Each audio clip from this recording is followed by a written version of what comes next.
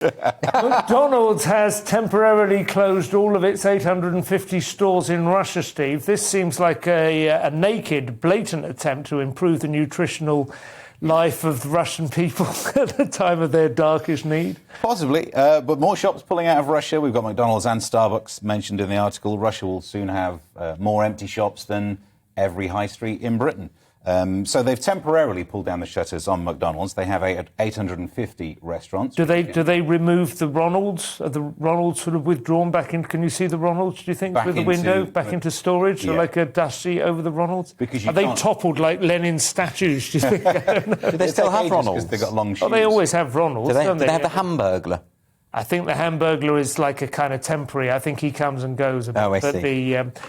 I do remember this as it was one of those talking points that people used to share with a certain amount of wearying predictability in dinner parties in the 90s, that no two countries that had a McDonald's had ever gone to war. Oh, nice. Remember, it was like a kind of version of no two democracies have ever gone to war, which wasn't true either. But yes.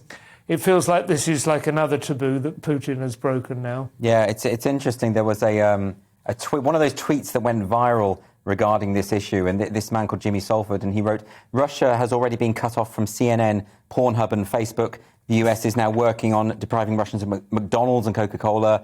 If they keep going with these sanctions, Russians will soon be among the healthiest, well-adjusted and best-informed people on the planet." And about best-informed, least misinformed. Least misinformed might have been. There probably wasn't the characters to get away with that as a tweet, but I thought that was a sort of nice... I don't know how I feel about Pornhub. I think I'd leave Pornhub in there, to be honest. That would weaken their troops significantly, wouldn't it? You know, yeah. I don't know if it's true what they say. It's also worth adding in at the bottom of the article, it said Unilever suspended all imports and exports in and out of Russia. Right. Well, that's everything. Yeah. You know, even if you don't recognise the brand, if you look in the little advert... Sunny Delight.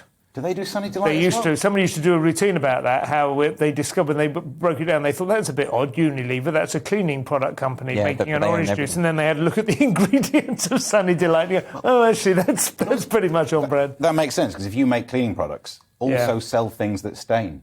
Yes, that does. Very clever. But this must be having an effect on the Russian people insofar as all these restaurants shutting down, all these cafes, the banking system, and at the same time they're being told that something very different is happening and that this isn't a war. That they're rescuing these people from a fascist... Exactly. But surely at this point, I mean, you know, you'd start to think, hang on a minute, this isn't quite right.